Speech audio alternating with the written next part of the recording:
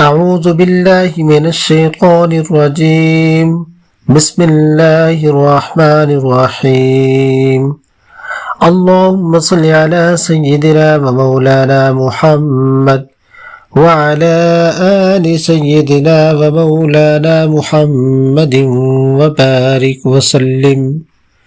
محترم حاضرین اور میرے عزیز مکرم محترم بھائی اور بہنوں، السلام علیکم ورحمۃ اللہ وبرکاتہ۔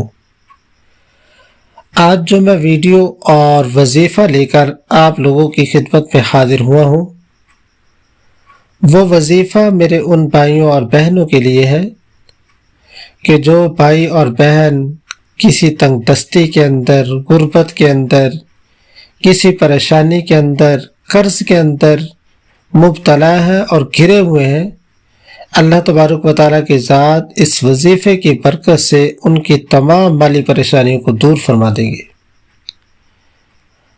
اور ایک در ایسا ہے، ایک گھر ایسا ہے کہ جس سے نہ مانگا جائے تو وہ ناراض ہوتا ہے، اور اس گھر اور اس در کے علاوہ باقی جتنے در اور گھر ہیں ان سے مانگا جائے تو وہ ناراض ہوتے ہیں۔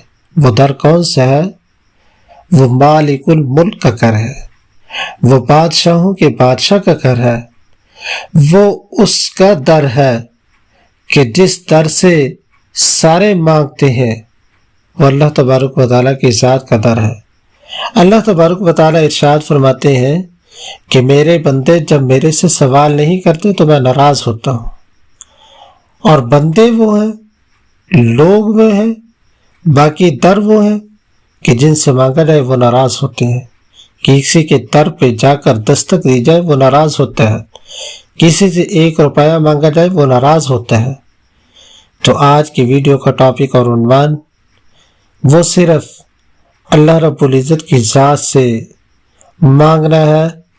اللہ رب العزت کی ذات مالی تنگ دستی، پریشانی، غربت کو ختم کرنے والے ہیں۔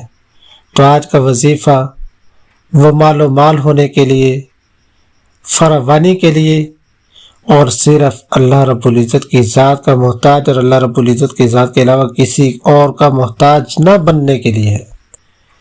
وہ وظیفہ کیسے کرنا ہے اور اس سے مالی پریشانی کیسے دور ہوتی ہے، فراوانی کیسے آتی ہے؟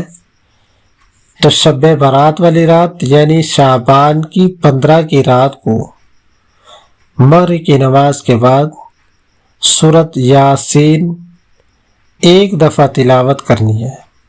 اول و آخر درود پاک پڑھ لیں اور سورۃ یاسین کی تلاوت کریں، اور سورۃ یاسین کو اس نیت کے ساتھ پڑھیں کہ یا اللہ ہمیں صرف اپنی ذات کا محتاج بنا، اپنی ذات کے علاوہ کسی اور کا محتاج نہ بنانا۔ یا اللہ ہمیں مالی تنگ دستی سے دور فرما، ہماری مالی پریشانی کو ختم فرما۔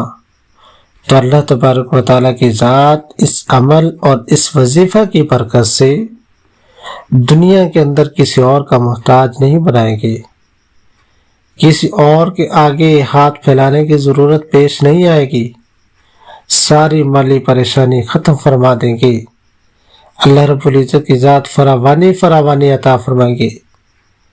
لوگ بہت سارے قرض اٹھا لیتے ہیں، اللہ تبارک و تعالیٰ کی ذات کے در پہ آئیں، اللہ تبارک و تعالیٰ سے صرف 1 دفعہ زندگی کے اندر اس سورت کی شب برات والی رات تلاوت کریں، اس نیت کے ساتھ ساری مالی پریشانی ختم فرما دیں گے۔